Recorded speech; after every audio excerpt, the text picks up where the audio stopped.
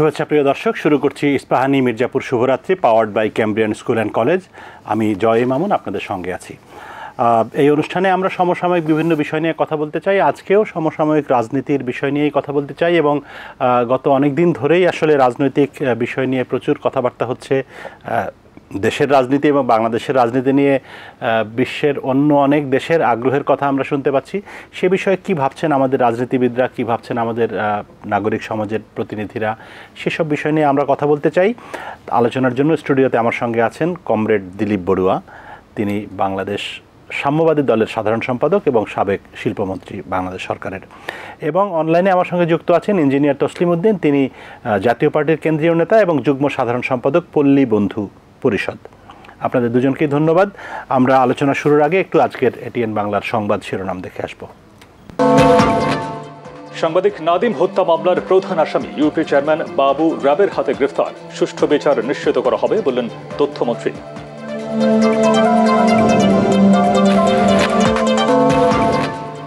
ঈদের আগেই খুলে দেওয়া হচ্ছে এলিভেটেড এক্সপ্রেসওয়ে উত্তরা টঙ্গী অংশ, পুরোপুরি চালু অক্টোবরে।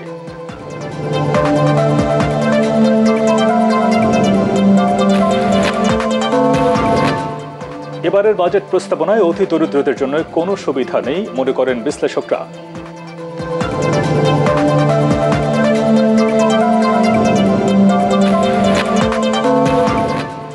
এবং আফগানিস্তানকে 546 রানে হারিয়ে টেস্ট ইতিহাসে তৃতীয় সর্বোচ্চ ব্যবধানে জয় পেল বাংলাদেশ।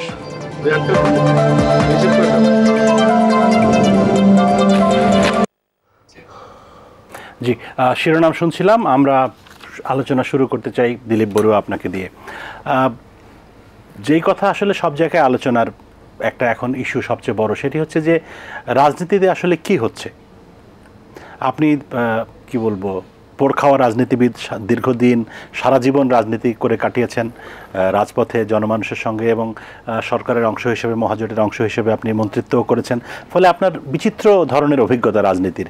সেই অভিজ্ঞতার আলোকে আপনার কাছ থেকে একটু জানতে চাই যে বাংলাদেশের রাজনীতিতে এখন কি হচ্ছে আগামী নির্বাচনকে সামনে রেখে। ধন্যবাদ। আপনার এটিএন চ্যানেলের অগণিত শ্রোতা দর্শকদের প্রতি আমি সংগ্রামী শুভেচ্ছা জানিয়ে আমার বক্তব্য শুরু করছি। প্রথমত হচ্ছে রাজনীতিটা আমাদের যে আসন্ন যে নির্বাচনকে কেন্দ্র করে যে রাজনৈতিক মেরুকরণ সৃষ্টি হচ্ছে বা বিভিন্ন ধরনের চিন্তা চেতনার বহিঃপ্রকাশ করছে, এটার মধ্য দিয়ে আমার কাছে খুব ভালো লাগছে একটা জিনিস। সেটা হচ্ছে এটার মধ্য দিয়ে এক ধরনের সৃষ্টিশীল চিন্তার বহিঃপ্রকাশ হবে। অর্থাৎ রাজনীতি সবসময় সৃষ্টিশীল এবং চ্যালেঞ্জিং, এবং এই দুটো জিনিস আসন্ন নির্বাচনকে কেন্দ্র করে কিন্তু এটা প্রতিভাত হবে।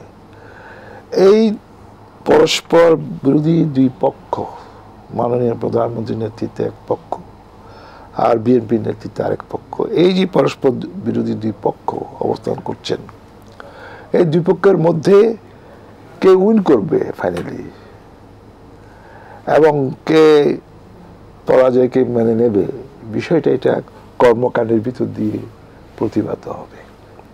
এখানে যে জিনিসটা হচ্ছে যে সবচেয়ে গুরুত্বপূর্ণ, বাংলাদেশের রাজনীতি আন্তর্জাতিকরণ হয়ে গেছে। এখন এই আন্তর্জাতিকরণটা অনেক সময় নির্বাচন হয়েছে, ধরেন 14 সালে নির্বাচন, 18 সালের সময় এরকম রাজনীতিকরণ আন্তর্জাতিকরণ হয়নি। বা 2008 নির্বাচন, 2001 বা অতীতে যেই সমস্ত নির্বাচনে এতটা বেশি আন্তর্জাতিকরণ হয়নি। এই যে আন্তর্জাতিকরণ হওয়ার ফলশ্রুতিতে আজকে নির্বাচনকে সামনে রেখে আন্তর্জাতিক বা ভূ রাজনীতির মেরুকরণ সংগঠিত হচ্ছে, এবং এই সংগঠিত হওয়ার পটভূমিতে যে জিনিসটা হচ্ছে সবচেয়ে গুরুত্বপূর্ণ, সেটা হচ্ছে আসন্ন নির্বাচনকে কেন্দ্র করে তার রেজাল্টটা কি হবে, চূড়ান্ত পরিণতিটা কি হবে, এখনো হলফ করে বলাটা খুব কঠিন। কারণ যে অ্যাপারেন্টলি আমি বলছি যে ইলেকশন হবে, আমরা চাই যে অবাধ, মাননীয় প্রধানমন্ত্রী যে কমিটমেন্ট দিয়েছেন, অবাধ, সুষ্ঠু, নিরপেক্ষ, শান্তিপূর্ণ নির্বাচন হবে, আমরাও এটার সাথে ওনার প্রতি আস্থাশীল থেকে আমরা বলছি যে এই ধরনের নির্বাচন অনুষ্ঠিত হওয়া দেশ জাতি জনগণের জন্য মঙ্গল। এবং নির্বাচন মাননীয় প্রধানমন্ত্রী একটা জিনিস তো প্রতিষ্ঠিত করেছেন, যেই জিনিসটা হচ্ছে যে নির্বাচনের মাধ্যমে ক্ষমতা বদল এবং শাসনতান্ত্রিক বিধিবিধান মেনেই হচ্ছে ক্ষমতার যে পরিবর্তন, এই জিনিসটা এস্টাবলিশ করেছেন ইতিমধ্যে। কাজে আমার তো মনে হয় যে একটা কথা আছে, politics is nothing but correct handling of the conditions. দ্বন্দ্বগুলোকে মোকাবেলা করাটাই হচ্ছে রাজনীতি। এখন আমাদের মাননীয় প্রধানমন্ত্রী উনি এই সমস্ত চ্যালেঞ্জকে, রাজনীতির চ্যালেঞ্জকে মোকাবেলা করার ক্ষেত্রে উনি সিদ্ধহস্ত এবং অত্যন্ত প্রাজ্ঞ, দূরদৃষ্টি সম্পন্ন। উনি, আমার ধারণা, উনি ইলেকশনটা কিভাবে হবে, বাইরে থেকে কী ধরনের চাপ আসতে পারে, কে পক্ষে থাকবে কে বিপক্ষে থাকবে, এই ধরনের সব কিছুই উনি কিন্তু কগনিজেশন নিচ্ছেন, নিয়ে সেই হিসাবে উনি ফর্মুলা তৈরি করেন। এবং রাজনীতি তো করে সবাই ক্ষমতা যাওয়ার জন্য, হারার জন্য না। কাজে উনি তো সেইটাই হচ্ছে যে ক্ষমতায় আবার যাওয়ার জন্য বা উন্নয়নের ধারাটাকে, মুক্তিযুদ্ধের চেতনাকে অব্যাহত রাখার জন্য উনি সেই পলিসিটা ফর্মুলেট করছেন। তো আমার যে ধারাটা হচ্ছে সেখানে ধরেন মাননীয় প্রধানমন্ত্রীর কতগুলো প্লাস পয়েন্ট আছে। যে প্লাস পয়েন্টে ফার্স্ট হচ্ছে আন্তর্জাতিকভাবে আগে যারা ওনার ওইভাবে প্রকাশ্য বন্ধু ছিল না, এখন প্রকাশ্য বন্ধু হয়ে গেছে অনেকে, ঘোষণা দিয়ে আন্তর্জাতিকভাবে। যেমন হয়েছে গণচীন হয়েছে, রাশিয়া হয়েছে, ভারত হয়েছে। অর্থাৎ এই তিন শক্তি তারা মাননীয় প্রধানমন্ত্রীকে ক্ষমতা রাখার পক্ষে। আবার ভারত তো এখন পর্যন্ত সেরকম কোনো ঘোষণা দেয়নি। কিছুদিন আগে ঘোষণা দিয়েছে, কিছুদিন আগে ভারতীয় পররাষ্ট্র সচিব এসেছিলেন, প্রধানমন্ত্রীর সাথে দেখা করেছিলেন। উনি তো বলেছিলেন যে আমরা এই সরকারের প্রতি সমর্থন জানাই। তো এখন ধরেন বিএনপি যে এই জায়গাটা হচ্ছে যে তারা মার্কিন যুক্তরাষ্ট্রের সাথে তাদের বন্ধুত্ব, নিবিড় সম্পর্ক, ইউনিয়ন তাদেরকে সাপোর্ট দিচ্ছে, বা জাপান, অস্ট্রেলিয়া সকলে একটা অরবিটে আছে। এই অরবিটে এবং বিএনপি সেই জন্য তারা অনেকটা ফুরফুর মেজাজে আছে। কিন্তু ফুরফুরের চূড়ান্ত বিশ্লেষণে, চূড়ান্তভাবে রেজাল্টটা কার পক্ষে আছে সেটাই এখনো চূড়ান্তভাবে বলা যায় না ফুরফুরা মেজাজে থেকে। ধন্যবাদ আপনাকে। রেজাল্টের আগে তো অবশ্য নির্বাচনটা কি প্রক্রিয়ায় হবে, কতখানি অংশগ্রহণমূলক হবে, কতটা নিরপেক্ষ হবে, কতটা শান্তিপূর্ণ হবে, সেটাও তো একটা ইস্যু আছে। রেজাল্ট তো আরও পরে। প্রিয় দর্শক, ইতিমধ্যে আমাদের সঙ্গে যুক্ত হয়েছেন জনাব ফরিদ হোসেন, তিনি সিনিয়র সাংবাদিক। ফরিদ ভাই, আপনাকে স্বাগত জানাচ্ছি। আমরা আলোচনা করছিলাম, দিলীপ দাকে দিয়ে শুরু করলাম আলোচনা। তিনি আসলে আমি জিজ্ঞেস করেছিলাম যে রাজনীতিতে কি হচ্ছে এখন, তো তিনি যেটি বলছেন যে রাজনীতিতে সৃজনশীলতার চর্চা হচ্ছে। এই রাজনৈতিক দ্বন্দ্বের ভিতর দিয়ে নাকি সৃজনশীলতা বৃদ্ধি পায়। কমরেড এভাবেই বললেন আর কি, ব্যাখ্যা করলেন। আর একটা জিনিস বলেছেন যে এখন বাংলাদেশের রাজনীতি অনেক বেশি আন্তর্জাতিক আন্তর্জাতিক আলোচ্য বিষয় বা আন্তর্জাতিকভাবে এটি নিয়ে কথাবার্তা হচ্ছে। যে আপনি আন্তর্জাতিক পর্যায়ের সাংবাদিক, বিশ্বের বিভিন্ন বিষয় নিয়ে সাংবাদিকতা করেছেন সারা জীবনে। আপনার কাছ থেকে একটু আন্তর্জাতিক রাজনীতিও শুনবো, কিন্তু তার আগে আমাদের সঙ্গে ইঞ্জিনিয়ার তসলিম উদ্দিন আছেন, জাতীয় পার্টির নেতা। তার কাছ থেকে একটু শুনতে চাই। জনাব তসলিম, আপনার কাছ থেকেও একটু শুনতে চাই যে আসলে বাংলাদেশের রাজনীতিতে কি হচ্ছে বলে আপনি মনে করছেন। আপনাকে ধন্যবাদ, এবং আমার সহ আলোচক শ্রদ্ধেয় সাবেক মন্ত্রী দিলীপ বড়ুয়া এবং গেস্ট সবাইকে শুভেচ্ছা, এবং দর্শক দেশের বাইরে যারা শুনছেন সবাইকে ধন্যবাদ। বাংলাদেশের রাজনীতি, আমি যেটা বলবো সেটা এখন বাংলাদেশের মধ্যে সীমাবদ্ধ আছে বলে আমি মনে করি না। বাংলাদেশের রাজনীতির সাথে এখন আমেরিকা যুক্ত, বাংলাদেশের রাজনীতির সাথে চায়না যুক্ত, বাংলাদেশের রাজনীতির সাথে ভারত যুক্ত, অন্যান্য দেশও কিছু কিছু আছে। তো এখন এই বাংলাদেশের রাজনীতির যে অবস্থা সেটা কোনোভাবেই কাম্য না। এখান থেকে আমাদেরকে পথ খুঁজতে হবে, বেরিয়ে আসতে হবে, সংঘাতের পথ থেকে বেরিয়ে আসতে হবে, এবং কিভাবে একটা সুষ্ঠু নির্বাচন, জাতীয় নির্বাচন করা যায় সেটার জন্য সব দলকে বসতে হবে। আলোচনার কোনো বিকল্প নাই। আলোচনা ছাড়া কিছু করা যাবে না, আলোচনা করতে হবে। এবং কয়েকদিন আগে বেশ একটা আশার আলো আসছিল, দেখতে পাচ্ছিলাম স্বরাষ্ট্রমন্ত্রী তিনি বলছিলেন যে আলোচনার দরকার আছে, আলোচনায় আসতে হবে এবং আলোচনা হবে। কিন্তু পরবর্তীতে আবার সেটা আওয়ামী লীগের সাধারণ সম্পাদক সাহেব এবং তথ্যমন্ত্রী সাহেব আবার অন্যভাবে সেটাকে সংজ্ঞায়িত করলেন। তো এটা এভাবে হলে হবে না। তো স্বরাষ্ট্রমন্ত্রী যেটা বলছে সেটার উপরে যদি সবাই আস্থা রাখে এবং বিশেষ করে মাননীয় প্রধানমন্ত্রী যদি সেই স্বরাষ্ট্রমন্ত্রীর কথাটা শুনে থাকে, তাইলে সেটা আমাদের জাতির জন্য মঙ্গল হবে। সব বিএনপি, আওয়ামী লীগ, জাতীয় পার্টি, জামাত, চরমোনাই যত দল আছে সবার জন্য সেটা সুখকর হবে। বাংলাদেশের মানুষ আর রক্তগায়ী সংঘর্ষ দেখতে চায় না। বাংলাদেশের মানুষ আর নির্বাচনে সহিংসতা দেখতে চায় না। আপনি দেখে থাকবেন আমাদের দেশ এবং বিদেশের মানুষ দেখেছে কত নোংরা ভাবে বরিশালের যে মেয়র ইলেকশনে চরমোনাইয়ের হাত পাকা মার্কা প্রার্থীকে আঘাত করা হয়েছে। এটা জাতির জন্য অনেক লজ্জাজনক, অনেক দুঃখজনক। আজকে আমাদের বাংলাদেশের স্বাধীনতার 50 বছর পরেও এভাবে নোংরা দেখতে হয়, ন্যাক্কার ঘটনা নির্বাচনে দেখতে হয়, এটা আমরা দেখতে চাই না। এদেশের মানুষ এগুলো দেখতে চায় না। সেজন্য আমি সব দলের, আপনার এই অনুষ্ঠানের মধ্য দিয়ে আমি সব দলের যারা নীতি নির্ধারক আছেন তাদেরকে বলবো, আহ্বান জানাবো, আসুন আমরা সবাই বসে কিভাবে একটা সুষ্ঠু নির্বাচন করা যায়, একটা সংঘাত মুক্ত একটা নির্বাচন করা যায়, একটা স্বাধীন একটা জনগণ যাতে স্বতঃস্ফূর্তভাবে ভোট দিতে পারে সেটা করা যায়, সেভাবেই হলে ভালো হবে। না হলে অন্য বাইরের রাষ্ট্র যে যেমন আমেরিকা যে ভিসা নীতি দিয়েছেন, এটা তো অনেক একটা বড় রকমের একটা ফাঁদ আমেরিকার। এই ভিসা নীতিতে যদি আমরা পা দেই তাহলে এটার শেষ রেজাল্ট কি? গৃহযুদ্ধ। আমেরিকা যে দেশে ভিসা নীতি প্রবর্তন করেছে সেসব দেশে নির্বাচন তো সুষ্ঠু হয় নাই, বরঞ্চ সেই দেশগুলোতে, আফ্রিকার দেশগুলোতে গৃহযুদ্ধ, রক্তক্ষয়ী গৃহযুদ্ধ চলছে।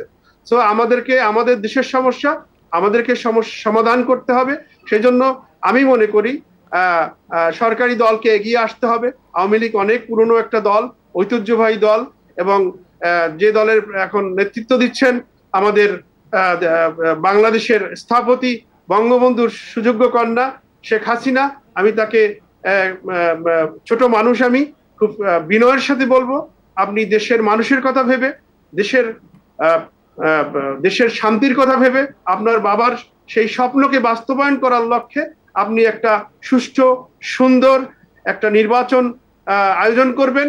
এটা জনগণের দাবি, এটা সব বিরোধী দলের দাবি। আমি ব্যক্তিগতভাবেও জাতীয় পার্টির একজন নেতা হিসেবে আমি আপনাকে সম্মানের সহিত আমি দাবি জানাবো, আপনি সবাইকে নিয়ে বসেন। ইনশাল্লাহ আমরা বাংলাদেশের মানুষ পারি না এমন কিছু নাই। বাংলাদেশের মানুষ অনেক আন্তরিক।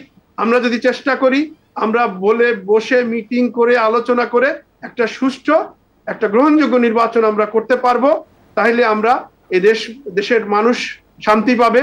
সব রাজনৈতিক দল, ইঞ্জিনিয়ার তসলিম, আমার প্রশ্ন আপনার কাছে হচ্ছে, জি, আপনি বললেন যে মাননীয় প্রধানমন্ত্রীর কাছে আপনি আহ্বান জানালেন যে সবাই মিলে বসে সমস্যার সমাধান করা। এখন সবাই মিলে তো শুধুমাত্র সরকারি দল না, সকল বিরোধী দল বা অন্য যেসব রাজনৈতিক শক্তি আছে সকলের দল জোট, তো তাদের ভিতরে কি আপনি এরকম কোনো লক্ষণ দেখেন যে তারা আলোচনার জন্য বা একটা সমঝোতার জন্য প্রস্তুত আছে?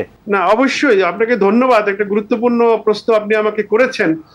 বিএনপি তো সবসময় বলে আসছে, তারা তো অন্য দল বারবারই বলছে যে আপনারা আলোচনায় বসুন, আলোচনায় আসুন।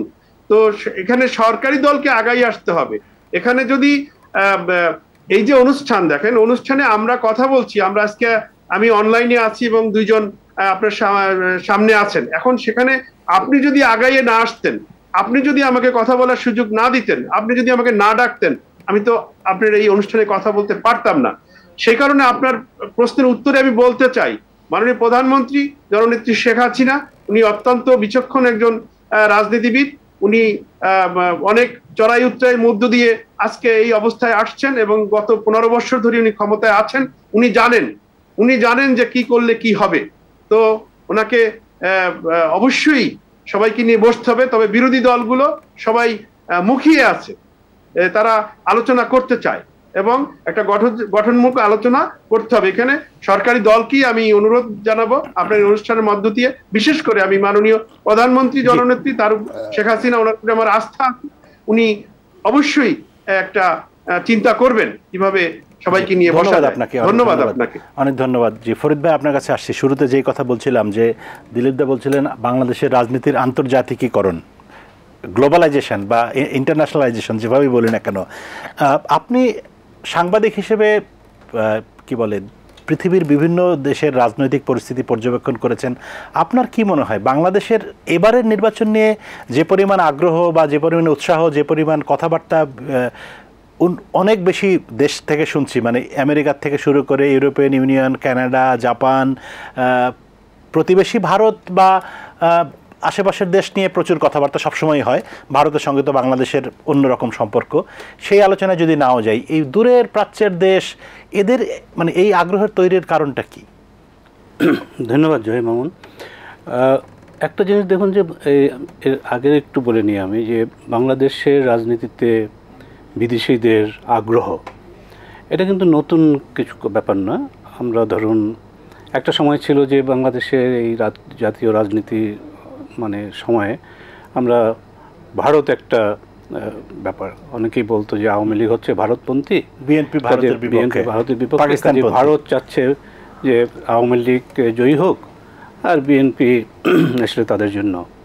কখনো কখনো আমরা দেখেছি যে একটা পর্যায়ে, বিশেষত 2014-তে আমি নিঃসন্দেহে বলবো যে ভারতের আগ্রহটা, ভারত কিন্তু এর আগে কখনো তেমন প্রকাশ্যে আসে নাই, তেমন ভারত সেই সময়ে মোটামুটি আপনার তাদের একটা ইচ্ছা প্রকাশ করেছে যে আওয়ামী লীগ সরকারই ক্ষমতায় আসুক। সেই জন্য তারা আরেকটা দিক থেকে যে মনে করুন যে আমাদের প্রধানমন্ত্রী কিন্তু একবার বলেছিলেন যে 2001-এ যে তিনি হেরে গেলেন নির্বাচনে, সেই সময় কিন্তু তিনি পরিষ্কার করে বলেছেন যে আমি গ্যাস দিলাম না বলে আমাকে হারিয়ে দেওয়া হলো। এবং তিনি ভারতকে এটা উদ্দেশ্য করে বলেছেন, তিনি মার্কিন যুক্তরাষ্ট্রকে উদ্দেশ্য করে বলেছেন, এবং তিনি এটা প্রায়ই বলতেন যে আমাকে চক্রান্ত করে, কারণ আমি দেশের সম্পদ গ্যাস আমি দেব না। কাজে এটা দিক থেকে যে আমরা আগে দেখিনি তা না, কিন্তু সেই জিনিসটা ছিল যে একটু রাগঢাক ভিতরে ভিতরে। এই গ্যাসের ব্যাপারটা তো প্রকাশ্যে তেমন কেউ বলে না, কিন্তু আমি তখন এপিতে কাজ করতাম। এপি তখন আমাদের দুজন নিউ ইয়র্ক ওয়াশিংটন থেকে এসেছিলেন, দুজন এডিটর। তারা প্রধানমন্ত্রীকে এর আগে 2001-এর আগে 96 থেকে 2000-এর মধ্যে একটা সময়ে তার সাক্ষাৎকার নিয়েছিলেন, এবং তারা সাক্ষাৎকার নেওয়ার মধ্য দিয়ে যে স্টোরিটা ইন্ট্রো করলেন সেটা আমার কাছে খুব অবাক লাগলো, যে Bangladesh gas is not for sale, not for export, প্রধানমন্ত্রী PM হাসিনা। তার মানে গ্যাসের ব্যাপারে যে মার্কিন যুক্তরাষ্ট্রেরও আগ্রহ ছিল এই ব্যাপারটার মধ্যে তখন, কারণ তাদের ওই সময়তে আমরা যে ব্লকগুলো বলেন বঙ্গোপসাগরে অফশোর অনশোর এগুলো হচ্ছিল, এবং মার্কিন যুক্তরাষ্ট্রের কোম্পানি তো আছেই এখানে, শেভরন আছে আপনারা জানেন ইত্যাদি। এখন এই জায়গাটা এই বছরে যে ব্যাপারটা হয়েছে সেই জিনিসটা খুব প্রকাশ্যে আপনি দেখুন যে যেই দেশগুলো সাধারণত বাংলাদেশের অর্থনৈতিক সাহায্য নিয়েই ব্যস্ত থাকে বা তাদের সেটি হচ্ছে লক্ষ্য, অবকাঠামো তৈরি এবং সেই ধরনের সাহায্য, জাপান মনে করেন, কিন্তু জাপানও দেখা যাচ্ছে যে তারও সেটা প্রকাশ্যে, সে জাপানের যে এর আগের যে রাষ্ট্রদূত ছিল তিনি তো বললেনই যে তিনি সঠিকভাবে বলেছেন বা না বলেছেন সেটা হচ্ছে তো বড় কথা, তিনি একটা মন্তব্য করেছেন সেখানে 2018 সালের নির্বাচন নিয়ে। আরেকটি জিনিস হচ্ছে যে চায়নার কথা বলা হলো, যে চায়না কিন্তু ধরেন আগেও আমাদের একজন এখানে অর্থনৈতিক তার কি বলে যে ডেভেলপমেন্ট পার্টনার এবং অনেক বিনিয়োগ অনেক কিছুর মধ্যে তারা আছে, এবং চায়নাও কিন্তু প্রকাশ্যে কখনো বলেনি, কিন্তু এখন মোটামুটি আমরা গত দুই এক বছরে দেখছি যে চায়না এই ব্যাপারে একটা প্রকাশ্য ভূমিকা নিচ্ছে। মার্কিন যুক্তরাষ্ট্র এখন দেখুন যে তারা এই ভিসা নীতির দিক থেকে এটা আরও বেশি প্রকাশ্যে এসছে। একটা কথা আমি জয়মাউন বলে নিই, সেটা হচ্ছে যে এটা সাধারণভাবে অসঙ্গত কিছু না। কী জন্য? যে কোনো দেশেই তার যখন বিনিয়োগ থাকে একটা দেশে, তার যখন তখন কিন্তু সে ভাবে যে ওই দেশটা সরকার যখন পরিবর্তন হবে বা হবে না, কী ধরনের সরকার আসবে, কী ধরনের সরকার তারা, কারণ তার বিনিয়োগটাকে নিয়ে সে খুব চিন্তিত থাকে, বা নতুন বিনিয়োগ সে পাবে কিনা সেটা নিয়ে চিন্তিত থাকে। চায়নারও সেই কনসার্ন এখন, আগে প্রকাশ্যে না বললেও নিশ্চয়ই তারা যখন আমাদের বিভিন্ন পর্যায়ে তারা বৈঠক করেন, কথা বলেন দ্বিপাক্ষিক বা ইত্যাদি, তারা এই কথাগুলো তারা নিশ্চয়ই কনসার্নগুলো, জাপানেরও তো সেই কনসার্ন, যে হোলি আর্টিজান যখন আপনার অ্যাটাকটা হলো এবং সেই অ্যাটাকে যখন জাপানি এরা আর ইটালিয়ান এরাই বেশি মারা গিয়েছিল, তখন জাপানিদের আপনার মেট্রো রেল ইত্যাদি এই কাজগুলো কিন্তু বন্ধ ছিল। কাজে তাদের একটা কনসার্ন, তাদের লোক এখানে থাকবে এই ইত্যাদি। এখন এই জায়গাটার মধ্যে যে কতটা সঙ্গত না সেই জিনিসটা আসছে। কিন্তু আমি মনে করি যে যে জিনিসটা আমরা আলোচনা করছি ভিসা নীতির পরে, তারপরে 6 জন কংগ্রেসম্যানের বক্তব্যের মধ্যে কিন্তু অনেক ভুল আছে, অনেক ভ্রান্ত তথ্য আছে। যেমন ধরুন তারা বলেছে যে প্রধানমন্ত্রী এই সরকারের আমলে, শেখ হাসিনা সরকারের আমলে বাংলাদেশের হিন্দু সম্প্রদায়ের সংখ্যা অর্ধেক হয়ে গেছে। এটা মানে কি বলে, নির্জলা একটা মানে মিথ্যা কথা, তাই না? এটার মধ্যে কোনো সত্যতা নাই। কারণ এই যে প্রক্রিয়াটা, মানে হিন্দুদের সংখ্যা যে কমে নাই তা না, কিন্তু সেটা কিন্তু প্রধানমন্ত্রী শেখ হাসিনার সরকারের সময় না।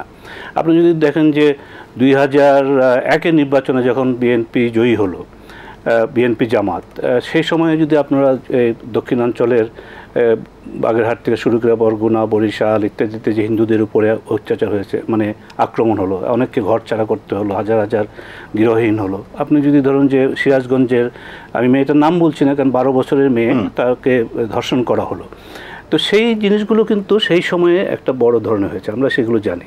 তো এই জায়গাতে আপনার যে কথাগুলি বলেছে, কিন্তু কেন বলছে তারা, এটা একটা বড় প্রশ্ন যে কেন বলছে। প্রধানমন্ত্রী নিজেও বলেছেন একটা পর্যায়ে যে তারা আমাকে চায় না, মার্কিন যুক্তরাষ্ট্র কেন চায় না সেটাও আমরা বুঝতে পারছি না। এখানে প্রশ্নটা যেটা আছে যে অনেক রকমের কথা আমরা বলছি, সেটার মধ্যে কিছুটা আমরা ভাবনা করে বলছি, কিছুটা বিশ্লেষণের মধ্য দিয়ে চলে আসে। সেটা হচ্ছে যে আপনি যেটা বললেন যে কেন এটা, বাংলাদেশ গত বিশেষত 2009 সাল থেকে গত 15 বছরে বা 14 বছরে অনেক অর্থনৈতিকভাবে উন্নতি করেছে, প্রবৃদ্ধি হয়েছে। আপনার বাংলাদেশের অর্থনৈতিক উন্নতি এটাকে বাংলাদেশকে একটা নতুন জায়গায় নিয়ে গেছে, এবং সেই জন্য রাজনৈতিক স্থিতিশীলতাও যেভাবে হোক, নির্বাচন সম্পর্কে নানান প্রশ্ন থাকলেও কিন্তু একটা সরকার আছে, সেই সরকার একটা স্থিতিশীল সরকার। এখানে কিন্তু রাজনৈতিক হানাহানি, আগে যেমন ধরুন যে আমরা এখন, এটা অবাক লাগে যে আমার সাংবাদিকতা জীবনে 50 বছরের, আপনারও জয় মামুন, আমাদের একটা অনেক বড় সময় গেছে রাজনৈতিক যে দৌড়াতে, এখন কিন্তু হরতাল নেই, তাই না? এবং আজকের বিরোধী দলও কিন্তু মনে বলছে যে এই হরতাল হাতিয়ার হিসেবে ব্যবহার করা যাচ্ছে না, এটার কার্যকারিতা সেইভাবে নাই। কাজে এই যে কতগুলি উন্নতি যে আপনার মানে সে, এমনকি এইবারে নির্বাচনের ক্ষেত্রে আগে যেটা বিএনপি করেছে যে ভাঙচুর, আগুন ইত্যাদি, এবারেও কিন্তু তারা আন্দোলন করছে খুব শান্তিপূর্ণভাবে, মোটামুটিভাবে। কাজে একটা পরিবর্তন আসছে, এবং এই পরিবর্তনটা কিন্তু মার্কিন যুক্তরাষ্ট্রই বলুন, চীনই বলুন, ভারতীয় বলুন ইত্যাদি, তারা স্বাগত জানাবে নিঃসন্দেহে, যে কারণ তারাও তাদের একটা স্থিতিশীল সরকার এখানে থাকলে তাহলে সেই জায়গাটার মধ্যে তাদের বিনিয়োগ তাদের সামনে দিয়ে। কিন্তু আমাদের যেটা বাংলাদেশে যে কথাটা বললাম, সমৃদ্ধির কারণে যে প্রশ্নটা আসছে, কিছুটা রিমোটলি বলা হয়, আমি জানি না এটা কতটা অত সিরিয়াস, সেটা হচ্ছে যে জিও পলিটিক্স, ভূ রাজনীতির ক্ষেত্রে বাংলাদেশের একটা ভূমিকা এখানে। মিয়ানমার আছে, মিয়ানমারের সঙ্গে মার্কিন যুক্তরাষ্ট্রের বার্মিজ ল, মানে বার্মা অ্যাক্ট যেটা করেছে, এখানে চীনের প্রভাব বেশি হয়ে যাচ্ছে বলে তাকে ঠেকাতে হবে। আবার কিন্তু দেখুন এই যে চীনের কথাটা বলা হচ্ছে, চীন ঠেকাতে ভারতকে মার্কিন যুক্তরাষ্ট্র উদ্বিগ্ন, কিন্তু মার্কিন যুক্তরাষ্ট্র কিন্তু দীর্ঘদিন থেকে বাংলাদেশ বা দক্ষিণ এশিয়ার তার যে বৈদেশিক নীতির ব্যাপারে তারা এটাকে ভাড়া দিয়ে রেখেছে ভারতের কাছে। হ্যাঁ, ভারতকে সেটা আপনার আউটসোর্সিং করে রেখেছে, তাই না? তো ভারতের মধ্য দিয়েই তারা এই জিনিসগুলোকে, বাংলাদেশকে যদি কিছু বলতে হয় সেটা, কিন্তু ইদানিং তারা সেটাকে বাদ দিয়ে সরাসরি নিজেরাই এই জিনিসটা করতে শুরু করেছে। এবং সেখানেই আপনি যেটা বলছেন যে ভারতের একটা প্রশ্ন আনছিলেন যে ভারতের অবস্থানটা কি এখন, এগুলো নিয়ে আমার মনে হয় যে এটা এই সম্পর্কে কোনো সন্দেহ নয় যে একটা নির্বাচন হতে হবে, নির্বাচনে সকলের অংশগ্রহণ থাকতে হবে এবং সুষ্ঠু হতে হবে, কিন্তু শেষ পর্যন্ত কিন্তু বাংলাদেশের মানুষই ঠিক করবে যে কে তাকে ভোট দিবে। ধন্যবাদ আপনাকে। আমরা রাজনীতি নিয়ে কথা বলছিলাম, কিন্তু আজকের সংবাদে রাজনীতি নিয়ে বোধহয় একটা রিপোর্ট আমরা প্রচার করেছি, সেটি একটু দেখে আসতে চাই। আওয়ামী লীগ সাধারণ সম্পাদক কি বলেছেন। গাজীপুর থেকে শাহজালাল বিমানবন্দর পর্যন্ত নির্দিষ্ট লেনে শুধুমাত্র বাস চলাচলের জন্য সড়ক পরিবহন ও সেতু মন্ত্রণালয়ের অধীনে greater Dhaka sustainable urban transport project BRT প্রকল্প নেওয়া হয় 2012 সালে। এ পর্যন্ত কয়েকবার সময় বাড়িয়ে বর্তমানে 91% কাজ শেষ করা হয়েছে বলে জানান কর্তৃপক্ষ। প্রকল্প এলাকা পরিদর্শন শেষে সেতুমন্ত্রী ওবায়দুল কাদের বলেন, রোজার ঈদে BRTর একটি অংশ খুলে দেয়ায় ঘরমুখো যাত্রীদের ভোগান্তি অনেকটা লাঘব হয়েছিল। এবছরের অক্টোবর নাগাদ পুরো প্রকল্পের কাজ শেষ হবে উল্লেখ করে মন্ত্রী বলেন, কুরবানি ঈদকে সামনে রেখে ফ্লাইওভারের 4.5 কিলোমিটার অংশ খুলে দেয়া হবে। ঈদের আগে আমরা এই অংশটি যানবাহন চলাচলের জন্য খুলে দিতে পারি এবং আপনারা ধরে নিতে পারেন যে মুহূর্ত থেকে এটা আমরা খুলেই দিলাম। এ সময় বিএনপির সমালোচনা করে তিনি বলেন, আগামীতে জাতীয় নির্বাচন হতে না দেওয়ার হুমকি দিচ্ছে তারা। তাদের এ বক্তব্য মার্কিন ভিসা নীতির পরিপন্থী হলেও দূতাবাসের নিরাপত্তা রহস্যজনক বলেও মন্তব্য করেন ওবায়দুল কাদের। তারা যে লক্ষ্যটার কথা বলছে, অবাধ সুষ্ঠু নিরপেক্ষ নির্বাচন, সেই নির্বাচন বাধা দেবে পরিষ্কার ঘোষণা করছে। এখানে ভিসা নীতি কি কাজ করে আমরা দেখব। জামালপুরের সাংবাদিক নাদিম হত্যায় জড়িত কেউ রেহাই পাবে না উল্লেখ করে ওবায়দুল কাদের আরও বলেন, অপরাধী যে দলেরই হোক না কেন তাকে কোনো ছাড় দেয়া হবে না। সৈয়দ রিয়াজ, ATN বাংলা, ঢাকা। আমি এই ওবায়দুল কাদেরের বক্তব্য থেকে দূতাবাসের নীরবতা প্রসঙ্গটিতে আপনাদের দৃষ্টি আকর্ষণ করতে চাই। দিলীপ বড়ুয়া, আপনি যদি একটু মন্তব্য করেন। ওবায়দুল কাদের সাহেব বলেছেন যে বিএনপি বলছে তারা নির্বাচন হতে দেবে না। এখন এটা মার্কিন যে ভিসা নীতি ঘোষণা করা হয়েছে সেটার পরিপন্থী। এই ক্ষেত্রে মার্কিন দূতাবাসের নীরবতা রহস্যজনক তিনি বলেছেন। আর মার্কিন দূতাবাসের এখানে কি করণীয়? না, বিষয়টা হচ্ছে যে আপেক্ষিক ব্যাপার। কারো দৃষ্টিতে রহস্যজনক, কারো দৃষ্টিতে রহস্যজনক না হতে পারে। কেউ ভিসা নীতিকে এটা আমাদের দেশের উপর চাপায় দেওয়া হয়েছে, আবার কেউ বলছে যে ভিসা নীতির ফলে গভর্নমেন্ট কতগুলো কাজ করতে বাধ্য হচ্ছে। মানে এটা আপনার প্রেক্ষাপট। পররাষ্ট্রমন্ত্রী বলছেন টাকা পাচার কমবে। উনি মাঝে মাঝে অদ্ভুত কথা বলেন আর কি। যাই হোক, কীভাবে কমবে এটা উনি জানি না। তো এখন প্রশ্নটা হচ্ছে, এই যে ভিসা নীতি বা মার্কিন রাষ্ট্রদূতরা নিরপেক্ষ, মার্কিন রাষ্ট্রদূত যখন মার্কিনেরা যখন যে কাজ করে এরা বলে করে না, এটা তারা স্লোলি করে এবং তার যখন এফেক্টটা জনগণের সামনে ফুটে উঠে তখন বোঝা যায় যে এরা একটা কাজ করছে। ইউক্রেনের যুদ্ধ বলেন, যে এরা তো হঠাৎ করে যুদ্ধটা লাগাতে অনেক প্রিপারেশন নিয়েই কিন্তু যুদ্ধটা করছে এবং বাইডেনকে ওই পেন্টাগন নিয়ে আসছে ও যুদ্ধ করার জন্য। এবং লিবিয়া বলেন, ইরাক বলেন, সর্বত্র আমাদের দেশেও যে কথাটা হচ্ছে যে জিও পলিটিক্যালি বাংলাদেশ খুব গুরুত্বপূর্ণ। স্ট্র্যাটেজিক্যালি আমেরিকা তার জিও পলিটিক্যাল ইন্টারেস্টে দক্ষিণ এশিয়াতে আনস্টেবল সিচুয়েশন করতে চায়। আনস্টেবল সিচুয়েশন করে আপনার চীনের বিরুদ্ধে মূল টার্গেট হচ্ছে এনসার্কেল চায়না, এই জায়গাটাতে তারা হিট করতে চায়। সে হচ্ছে উইকেস্ট পয়েন্ট হচ্ছে বাংলাদেশ। এবং এই বাংলাদেশকে তারা যদি কোনোভাবে এখানে গভর্নমেন্ট বলেন তাদের কোনো ডিসিশন তাদের অনুকূলে নিয়ে আসতে পারে, তাহলে সেই জায়গার মধ্যে তাদের লাভ হবে। কিন্তু মাননীয় প্রধানমন্ত্রী যতদিন ক্ষমতা থাকবেন, ওনার মধ্যে যে জাতীয়তাবাদী চেতনা আছে, দেশপ্রেম আছে, জনগণের প্রতি মমত্ববোধ আছে, এগুলোর ফলশ্রুতিতে উনি আমেরিকার কাছে বোর্ডাউন করবেন না, পরিষ্কার কথা। উনি একমাত্র বর্তমানে থার্ড ওয়ার্ল্ড কান্ট্রির একমাত্র লিডার যিনি আমেরিকার বিরুদ্ধে প্রকাশ্য এইভাবে বলছেন যে আমি আমেরিকা আটলান্টিক পাড়ি দিয়ে যাবো না ভাই, তাদের কাছ থেকে কিছু কিনবো না বা দেবো না, এই যে বলছেন, এইটার ওনার বুকের পাঠা আছে, উনি সাহস আছে, উনি এই দেশপ্রেম থেকে এই কথাগুলো বলছেন। তো এই জায়গাটা থেকে আমেরিকা যারা মানে তাদের কন্টেন্ডার যাকে মনে করে তাকে কোনো সময় ভালো চোখে দেখে না, সুযোগ পাইলে। আচ্ছা, এখানে এই প্রসঙ্গে আপনার কাছে প্রশ্ন হচ্ছে যে আপনি তো রাজনীতি করেন এবং আমরা মোটামুটি জানি যে আপনি চীনপন্থী কমিউনিস্ট রাজনীতি করেছেন সারা জীবন এবং চীনের সঙ্গে আপনার সম্পর্ক খুবই ভালো, সেই জায়গা থেকে আপনার অভিজ্ঞতার আলোকে কী মনে হয় যে চীন এবং মার্কিন যুক্তরাষ্ট্র দুইটা ভিন্ন অবস্থানে বাংলাদেশের ব্যাপারে? প্রধানমন্ত্রী শেখ হাসিনা যে অবস্থান নিয়েছেন, চীন সেটিকে প্রকাশ্যে ঘোষণা দিয়ে এন্ডোর্স করেছে এবং স্বাগত জানিয়েছে। এর ফলে চীনের সঙ্গে সম্পর্কের বাংলাদেশের নতুন কি মাত্রা হবে, আর মার্কিন যুক্তরাষ্ট্রের সঙ্গে সম্পর্কের নতুন কি মাত্রা হবে? প্রথম হচ্ছে যে মার্কিন যুক্তরাষ্ট্র যদি মাননীয় প্রধানমন্ত্রী ক্ষমতায় থাকেন নেক্সট ইলেকশনও, তাহলে আমেরিকার স্ট্র্যাটেজি রিগার্ডিং সাউথ এশিয়া এটা সফল হবে না।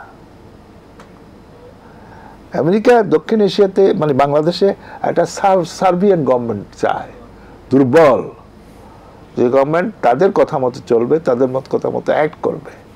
কিছু আগে তো আমাদের প্রতিবেশী দেশকে বাংলাদেশকেই জেরা দিয়ে দিয়েছিল আমেরিকা, বলছে যে লোক আপনার, কিন্তু তারা তো হয়নি। এখন তার যে জিও পলিটিক্যাল ইন্টারেস্ট আছে বলেই তারা সরাসরি বাংলাদেশকে নিয়ন্ত্রণ করছে। 14 সালে নির্বাচনের সময় আমেরিকান রাষ্ট্রদূত দিল্লি গেছিল, 18 সালে নির্বাচনের সময় আমেরিকান রাষ্ট্রদূত দিল্লি গেছিল, ওখান থেকে এসে তারা যা যা করা করছে। এখন তো আমেরিকান রাষ্ট্রদূতরা দিল্লিতে যাচ্ছে না, তারা সরাসরি করতেছে। বরঞ্চ আমাদের প্রতিবেশী দেশের রাষ্ট্রদূতরা অনেকটা নীরব, তারা অবজার্ভ করছে। তো অর্থাৎ তারাও তো বুঝতেছে না তা না, তারাও বুঝতেছে, তারা তো অনেক সেরা, তারা এই সমস্ত পণ্ডিত। তো এখন অন্যদিকে চীন, এখানে যদি আমেরিকা যদি ঢুকে তাহলে সবচেয়ে ক্ষতিগ্রস্ত হবে চীন। এখান থেকে বার্মাতে তারা করবে, চীনের উপর তারা প্রেশার ক্রিয়েট করবে, কাজে এই জায়গাটা হতে দিতে চায় না। এই হলো যে আমার মূল দৃষ্টিভঙ্গি। ধন্যবাদ। ফরিদ হোসেন, আপনার কাছ থেকেও একটু জানতে চাই যে ভারতের প্রধানমন্ত্রী মার্কিন যুক্তরাষ্ট্র সফর করবেন আগামী মাসে, আপনি জানেন, সেটির দিকেও বাংলাদেশ তাকিয়ে আছে কেন? আমরা তো আসলে খবরটা জানি না, তবে এর মধ্যে একটা ছোট্ট খবর যেটা সেটা হচ্ছে যে সুলেইমান মানে মার্কিন যুক্তরাষ্ট্রের প্রতিরক্ষা উপদেষ্টা এবং দোভাল ভারতের প্রতিরক্ষা উপদেষ্টা, তাদের একটা বৈঠক হয়েছে এবং সেখানে সূত্রের বরাত দিয়ে বলা হয়েছে যে ভারত সেখানে বলেছে যে তোমরা যে বাংলাদেশ সম্পর্কে তোমরা এমন কিছু করো না, মানে বাংলাদেশ মানে প্রতিবেশী, মানে তোমরা এমন কিছু করো না যে হয়তো বাংলাদেশ নামটা নেয়নি কিন্তু প্রতিবেশীতে যে যেটা আমাদের স্বার্থের ক্ষতি হয়। কাজে বার্তাটা এমনভাবে দিতে চেয়েছে যে তারা বলেছে যে তোমরা যে ভিসা নীতি এই প্রেক্ষাপটে যদি এই কথাটা হয় তাহলে এই জায়গাটার মধ্যে তোমরা নাক গলায় এমন কিছু করো না যেটা আমাদের জন্য ক্ষতি হয়। এখন একটা জিনিস যেটা আছে যে হিসাবটা এরকম যে এই যে মার্কিন যুক্তরাষ্ট্রের ভিসা নীতির প্রেক্ষাপটে নানান আলাপ আলোচনা, ইউএস কংগ্রেসম্যানদের 6 কংগ্রেসম্যানদের চিঠি এবং ইউরোপিয়ান ইউনিয়নের চিঠি, এটার প্রেক্ষাপটে এর মধ্যে চীন কিন্তু একটা বিবৃতি দিয়ে দিল যে তারা বলল যে আমরা শেখ হাসিনার পক্ষে আছি। এটাতে আবার অনেকে বিশ্লেষণ করছে যে এই যে চীন এই কথাটা বলে দিল, তাতে করে ভারত তখন এটা কিভাবে নেবে? ভারত আবার ক্ষিপ্ত হলো কিনা? ভারত তো ভারত তো এটা ঠিকভাবে নেবে না, ভালোভাবে নেবে না। এখন মার্কিন যুক্তরাষ্ট্রকে সে স্বাভাবিকভাবেই বলবে যে দেখো তোমরা তোমাদের কি স্বার্থ নিয়ে কাজ করছো আমরা জানি না, কিন্তু তোমার স্বার্থ হচ্ছে যে চীনকে ঠেকানো, এবং চীন ঠেকানোর প্রভাব ঠেকাতে গিয়ে আমরা ইন্দো প্যাসিফিকে তোমাদের সঙ্গে আমরা আছি, আমরা কোয়াডে আছি। তো সেই জায়গাটাই যদি তোমার লক্ষ্য থাকে তো সেই জায়গায় তুমি কি বলে চীনকে মানে চীনের প্রতি যদি বাংলাদেশকে ঠেলে দাও তাহলে তো সে চীন এই ধরনের কড়াকড়ি করলে সে ওদিকে চলে যাবে, চীন রাশিয়ার দিকে চলে যাবে। তো সেই জায়গায় কাজে কাজটা করো না, এই ধরনের একটা আলাপ আলোচনা চলছে। আমরা তো আর জানি না ভিতরের কি হচ্ছে, কিন্তু সাধারণভাবে বিশ্লেষণ করলে সেটা করা যায়। কারণ যে মুহূর্তে মার্কিন যুক্তরাষ্ট্র আমরা র্যাবের যখন স্যাংশন দিয়েছিল তখন একটা পরিস্থিতি ছিল, কিন্তু যে মুহূর্তে তারা ভিসা নীতি ঘোষণা করেছে এবং ভিসা নীতিটা খুব টার্গেটেড, আপনি জানেন যে স্পেসিফিক, যেমন বাংলাদেশের সামনে নির্বাচনকে কেন্দ্র করে যারা যারা নির্বাচনের সঙ্গে সাধারণভাবে জড়িত থাকে তাদেরকে উদ্দেশ্য করে এটা যে এই ব্যক্তিগুলো যদি এই ধরনের কাজ করে তাহলে তাদের বিরুদ্ধে শুধু তারা না তাদের পরিবারদের প্রতি ইত্যাদি করা হবে। কাজে এটা উদ্দেশ্য সম্পর্কে তো কোনো সন্দেহ নাই। এবং কেন তারা এটা করবে হঠাৎ করে বাংলাদেশ স্পেসিফিক? অন্যান্য দেশে তারা যেটা করেছে, নাইজেরিয়া বলুন বা আরও 2-1টা দেশের কথা বলুন, সেখানে তারা করেছে নির্বাচনের পরে। কিন্তু এখানে দেখা যাচ্ছে যে এখানে 7 মাস আগেই তারা এই ঘোষণাটা দিয়েছে। কাজে নিশ্চয়ই একটা উদ্দেশ্য আছে, যেটা দিলীপ বড়ুয়া সাহেব বললেন যে মার্কিন যুক্তরাষ্ট্র যে কাজ করে এটা বুঝতে কিন্তু যখন ঘটনাটা ঘটে যায় তখন বোঝা যায়, তারা আগে জানান দিয়ে করে না। কাজে এখানে হালকা করে নেওয়ার কোনো ব্যাপার নাই যে না ওরা যেটা করেছে আমি এটাকে বাদ দিয়ে দিলাম বা এটা করলাম। এখানে ধরুন যে এই খেলাগুলো এখন হচ্ছে এবং নিঃসন্দেহে যেভাবে মোদিকে স্টেট ভিজিটে মার্কিন যুক্তরাষ্ট্রে যাচ্ছেন এবং সেখানে কিন্তু একটা ভালো সম্মানই তাকে দেওয়া হচ্ছে, তাই না, এই আমন্ত্রণে। এবং সেখানে এই প্রসঙ্গটা আসাটা খুব স্বাভাবিক এবং সেখানে শুধু সরাসরি সামিট থেকে নাও হয়, এই যে কর্মকর্তা পর্যায়ে যে আলাপ আলোচনাগুলো আছে, যে বার্তাগুলো আছে, যে মার্কিন যুক্তরাষ্ট্র এই দক্ষিণ এশিয়াতে ভারতের উপরে ভর করে ভারতকে অনেকটাই দায়িত্ব দিয়ে তারা যে কাজটা করতে যাচ্ছে। কিন্তু আবার এটার উল্টা কথাটাও আছে। এটার উল্টাটা হচ্ছে এরকম যে সেখানে আবার মার্কিন যুক্তরাষ্ট্র বলতে পারে বা ইতিমধ্যে বলছে যে দেখো তোমাদের উপর তো অনেকদিন নির্ভর করলাম ওদের দৃষ্টিকোণ থেকে, আমরা ওইটা সাপোর্ট করছি না, মার্কিন যুক্তরাষ্ট্রের দৃষ্টিকোণ থেকে তোমরা তো আমার তুমি তো ওই স্বার্থ উদ্ধার করতে পারছো না। কাজে এই স্বার্থ যদি তুমি উদ্ধার করতে না পারো তাহলে তুমি এই দায়িত্ব তো তোমাকে দিয়ে আমরা আদায় করতে পারছি না। তুমি এই ধরনের কথাও কিন্তু বার্গেনিং এর ব্যাপারগুলো বলছে। তো এই জায়গাতেই হচ্ছে কি আমরা এমন একটা পরিস্থিতির মধ্যে আছি যে পরিস্থিতিটা কাম্য নয়। এবং এটা আমি বলবো যে ওবায়দুল কাদের সাহেব যে কথাটা বললেন তাদের আবার এইগুলো খেয়াল রাখতে হবে। প্রথম কথা হচ্ছে যে উনিও আওয়ামী লীগও মার্কিন যুক্তরাষ্ট্রের প্রকাশ্যে তারা এটাকে সমালোচনা না করলো, কিন্তু ভিসা নীতির ব্যাপারে তো তাদের একটা উষ্মা ভিতরে ভিতরে আছেই, থাকবে। কারণ তারা তো এটা চায় নাই, তারা একটা হতাশ হয়েছে, তারা এটাতে কিন্তু বলতে পারছে না। কিন্তু এই যে কথাটা বললেন যে তাহলে যে আজকে বিএনপি এটা করলো তার বিরুদ্ধে কেন বলে না, এটা বলাটা ঠিক না। মানে এত বড় একটা দলের মানে যারা ক্ষমতাসীন দল আওয়ামী লীগের এত বড় একটা দল, তারাও বিদেশিরা নাক গলাকে এখানে সেই কথাটা সে বলতে যাবে কেন? কারণ আমরা এই নাক গলানোটা কিন্তু পছন্দ করছি না বাংলাদেশের সাধারণ মানুষ, যেই দেশই হোক না কেন। এবং মার্কিন যুক্তরাষ্ট্রে আপনি ভালো করেই জানেন আমাদের দেশে শুধু না দুনিয়ার বিভিন্ন জায়গায় তারা এই নাক গলানোর রাজনীতি করে থাকে।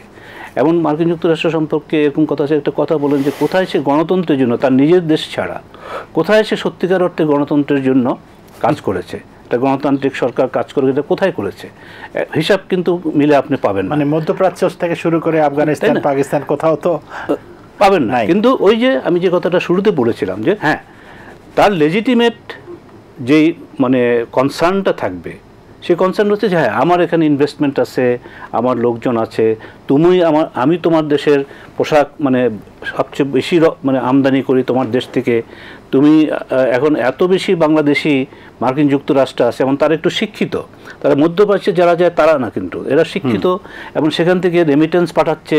সেই রেমিটেন্স তোমার কি বলে যে মধ্যপ্রাচ্য থেকে যা আছে, সৌদি আরব আমাদের প্রথম এখন সবচেয়ে বেশি, এখন কদিন পরে মার্কিন যুক্তরাষ্ট্র সেখানে প্রথম হয়ে যাওয়ার মতো অবস্থা। সেগুলোর লেজিটিমেট কনসার্ন জয় মামুন আমি বলছি। কিন্তু এর বাইরে তারা যে তুমি এটা করো, তুমি এটা করো, তোমাকে এটা করতে হবে। এবং সেই ক্ষেত্রে যেখানে একটা সমস্যা যেটা হয়েছে আমাদের দেশে মানুষের মানে এক প্রশ্নগুলো যে বিরোধী দল থেকে বিএনপি থেকে বলা হচ্ছে যে লবি নিয়োগ করে তারা এই জিনিসগুলো করছে, বিভিন্ন জায়গায় লবি নিয়োগ করে। এই লবি মার্কিন যুক্তরাষ্ট্রে আবার একটা লেজিটিমেট অ্যাফেয়ার। এবং এই লবি নিয়োগের ক্ষেত্রে কিন্তু আমাদের যেমন র্যাব স্যাংশন দিল, আমরা যদ্দূর মনে আছে যে বাংলাদেশ গভর্নমেন্টও কিন্তু লবি নিয়োগ করেছিল। কাজে লবি নিয়োগের ব্যাপারটাও কিন্তু ওখানকার রাজনীতিতে তারা মনে করে যে তাদের এত বড় দেশ, বিভিন্ন দেশের ব্যাপার স্যাপার আছে, কাজেই সব মানে সিনেটররা কংগ্রেসম্যানরা সব দেশ ধর্মকে জানে না।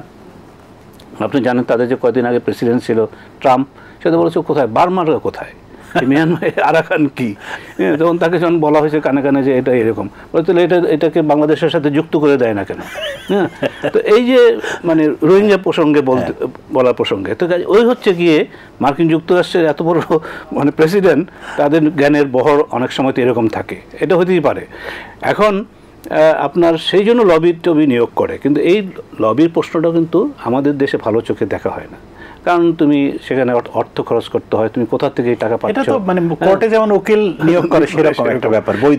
এগুলো করা হচ্ছে। কিন্তু এই প্রসঙ্গে আমি এটা বলবো যে আমাদের বাংলাদেশের মিশন আছে সব জায়গায়, দূতাবাস আছে, ওয়াশিংটনে আমাদের দূতাবাস আছে, এই যে দেখুন ধরুন যে ওয়াশিংটন দূতাবাস, সে এই ভিসা নীতির ক্ষেত্রে এটা 3 তারিখে হয়েছে, সেই 3 তারিখের ভিসা নীতি নাকি জানিয়েছে, তারপরে ধরুন সেটা 25 তারিখে বা 24 তারিখে পাবলিশ প্রকাশ্যে বলেছে।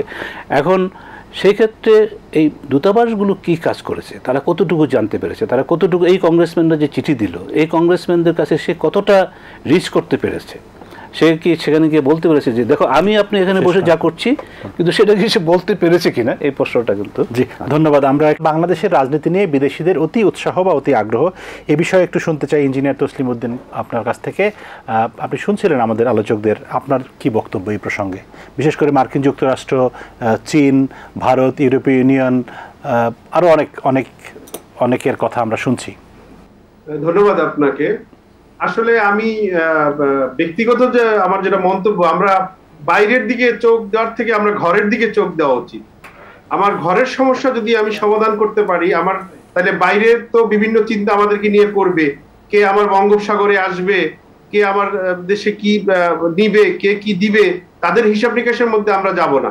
কে আমাকে স্যাংশন দিল, কে আমাকে স্যাংশন দিল না, কে আমাকে ভিসা নিতে দিল কি দিল না, সেটা নিয়ে আমি চিন্তা করব না। আমি চিন্তা করব আমি যেটুকু বুঝি এখন এই মুহূর্তে আমার দেশে যেটা মেইন দরকার সেটা হলো আমাদের খাদ্যে আমরা স্বয়ংসম্পূর্ণতা অর্জন করতে হবে, দুর্নীতি সম্পূর্ণ বন্ধ করতে হবে। দুর্নীতিতে আমরা এখন মানে একটা হাস্যকর অবস্থার উপরে চলে আসছি, এখন আর মানে কষ্টের মধ্যে চলে আসছে। সো আমাদেরকে দুর্নীতি নিয়ন্ত্রণ করতে হবে এবং সব দলকে সবাইকে নিয়ে একটা সুন্দর দিকে আগাইতে হবে। পিছনের যা আছে সেগুলো ভুলে যেতে হবে, পিছনের কথা টেনে লাভ নাই। সামনে কি করতে হবে, একটা সামনের সুন্দর একটা প্রজন্মকে কিভাবে আমরা একটা সামনের ভবিষ্যৎ প্রজন্মের জন্য আমরা সুন্দর একটা দেশ দিয়ে যেতে পারবো, সেইটা আমাদেরকে চিন্তা করতে হবে। সেই ক্ষেত্রে আমাদেরকে নমনীয় হতে হবে এবং আমি বলবো বর্তমান সরকার আওয়ামী লীগকেই এগিয়ে আসতে হবে। তারা তো অলরেডি 15 বছর ক্ষমতায় আছেন, তো তাদেরকে একটু ছাড় দেওয়ার জায়গা রাখতে হবে, তাদেরকে একটু ছাড় দিতে হবে, তাদেরকে আগাই আসতে হবে। আমি মনে করি এটা খুব বড় কোনো সমস্যা না এবং বাংলাদেশের এখন যারা রাজনীতিতে আছেন এখানে খুব মানে খারাপ লোক আছে তা না, সবাই মোটামুটি একটা সহনীয় পর্যায়ের মধ্যে আছে। এখন সেইটা হলো যে মাননীয় প্রধানমন্ত্রীকেই আগাই আসতে হবে, উনি বঙ্গবন্ধুর কন্যা। এই কথা আপনি আগেও বলেছেন, ধন্যবাদ আপনাকে। আপনার আমাদের সময় শেষের দিকে দিলীপ বড়ুয়া আপনার কাছ থেকে একটু জানতে চাই, যে সমস্যাগুলো নিয়ে আমরা এতক্ষণ ধরে কথা বললাম, এক ধরনের অচলাবস্থা তো দেখাই যাচ্ছে, এখান থেকে উত্তরণের উপায় কি, আপনার কি পরামর্শ? সেটা তো ডেমোক্রেটিক সিস্টেম, যেটা ডেমোক্রেটিক ভ্যালুস যেটাকে বলা হয়, সেটা হলো যে আলাপ আলোচনার বিষয়টি, আলাপ আলোচনার মধ্য দিয়ে সমস্যার সমাধান হবে। কিন্তু আমাদের যে রাজনীতির মধ্যে যুদ্ধংদেহী মনোভাব, পারস্পরিক, কেউ হাঁটতে চাচ্ছে না। সরকার পক্ষ মনে করছে যদি ওদের সাথে ডায়লগে যায় তাহলে আমরা হেরে যাব, বা বিরোধী দল মনে করছে সরকারের সাথে আলাপ করলে আমাদের স্ট্যান্ড ঠিক থাকবে না। তবে এখানে দায়িত্বটা অবশ্যই সরকারেরই বেশি। আপনি তো 14 দলেরও একজন নেতা, 14 দলের সমন্বয়ক এখন যিনি মুখপাত্র আমির হোসেন আমু কয়েকদিন আগে সংলাপের ব্যাপারে বললেন এবং তার পরের দিনই দেখলাম যে আওয়ামী লীগের তাহলে মানে 14 দলের নেতা হিসেবে আপনি কি বলছেন, কি মনে করেন? আমার তো মনে হচ্ছে যে এখানে 14 দল বললো মূল নিয়ামক শক্তি হচ্ছে আওয়ামী লীগের মাননীয় প্রধানমন্ত্রী জননেত্রী শেখ হাসিনা। এখন ওনাদের স্ট্যান্ড যেটা আমার কাছে মনে হয় যে তারা বিএনপির সাথে কোনো ডায়লগে যাবে না। তারা ডায়লগে না গিয়ে তারা এইভাবে বিভিন্ন ধরনের ম্যানুভারিং করে ইলেকশন পর্যন্ত যাবেন এবং ইলেকশনে যদি ভোট মানে ইনক্লুসিভ ইলেকশনটা হয় তখন একটা পরিবেশ সৃষ্টি হবে যে পরিবেশের উপর নির্ভর করে যা করা তাই করবে। কিন্তু বিএনপির সাথে আমার মনে হয় সরকার কোনো অবস্থায় ডায়লগে যাবে না। জি, অনেক ধন্যবাদ আপনাকে। একদমই শেষ পর্যায়ে চলে এসেছি। ফরিদ হোসেন, আলোচনায় সমস্যা সমাধানের একমাত্র পথ, এটি মোটামুটি এটি বোঝার জন্য খুব বিরাট রকেট সায়েন্স পড়তে হয় না, সবাই জানি আমরা কম বেশি। কিন্তু বাংলাদেশের বাস্তবতায় যেটি দিলীপ বড়ুয়া বলছিলেন, আপনার কাছে কি মনে হয় যে আলোচনার কোনো সম্ভাবনা কি আছে আসলে? এখন এমনিতে আমরা দেখছি না যে আলোচনার সম্ভাবনা আছে, যেটা কিন্তু যদি এই যে বাইরের শক্তির মানে সম্পৃক্ততা, এই জিনিসটা যেটা এসে গেছে, যেটা এখন বাস্তব, যদি সেখান থেকে বড় ধরনের কোনো চাপ আসে তাহলে আমার মনে হয় যে সেখানে আলোচনাটা হতে পারে এবং সেখানে ছাড় দেওয়া, আপোষ করা, এই যে এখন একটা অনড় অবস্থান আছে দুইটা দলের, তখন সেখানে কিছু ভাগ হতে পারে। এবং সেটা কিন্তু ওই আগের মতো সেই ধরনের না, জাতিসংঘের সেই সার্নিনিয়ান না বা কমনওয়েলথের সেই রকম কিছু না, তারাঙ্ক তার মতো না। এটা যে আমরা তো সোজা কথায় আমরা দেখতেই পাচ্ছি কি ধরনের ঘটনা। কিন্তু আমাদের তো আলোচনা বিএনপির যখন মান্নান ভূঁইয়া মহাসচিব এবং আওয়ামী লীগের জলিল সাহেবের সঙ্গে 2006-এর সেই সংলাপ নিশ্চয়ই আপনার মনে আছে, তাতে তো কোনো ফলাফল হয়নি। সেটাই বললাম তো, যে ওই জিনিসগুলো আর হবে না, ওই ধরনের করে লাভও নেই কোনো। আমি বলতে চাচ্ছি যে সংলাপটা যদি হয়ও, মানে সেটা হচ্ছে যে, কারণ এখন যে বাংলাদেশের রাজনীতিটাকে যদি মাঠ, আমরা তো বলি তো খেলার মাঠের মতো, সেখানে যেই আমাদের দেশের যারা প্লেয়ার, তার মধ্যে আওয়ামী লীগ, বিএনপি এবং অন্যান্য দলগুলো আছে, জাতীয় পার্টিও আছে, এবং এই দলগুলোর শুধু একা না, এখন কিন্তু জড়িত হয়ে গেছে আমরা যে কথাগুলি আজকে ইন্টারন্যাশনাল প্লেয়ারও জড়িত হয়ে গেছে। আমরা হায়ার করে আনছি বা ইত্যাদি আসছে, তো তারাও এর মধ্যে কি ধরনের ভূমিকা পালন করবে সামনে আমরা আপনি ধরে নিতে পারেন যে আমাদের এই কোরবানির ঈদের পরে সময়টার মধ্যে কিন্তু দ্রুত কতগুলি ঘটনা ঘটতে থাকবে, হয়তো এরকম চিন্তা ভাবনা হচ্ছে, তখন দেখা যাবে যে কি হয়। জি, অনেক ধন্যবাদ আপনাকে ফরিদ হোসেন, দিলীপ বড়ুয়া এবং ইঞ্জিনিয়ার তসলিম উদ্দিন। আপনাদের সবাইকে, প্রিয় দর্শক, আজকের মতো এখানেই শেষ করছি। বলে রাখছি যে এই অনুষ্ঠানটি এটিএন বাংলার YouTube channel ATN Bangla talk show, এই চ্যানেলে আপনারা পরবর্তী সময় দেখতে পাবেন। সবাই ভালো থাকবেন, দেখা হবে আবার আগামীকাল। আজকের মতো বিদায়, শুভরাত্রি।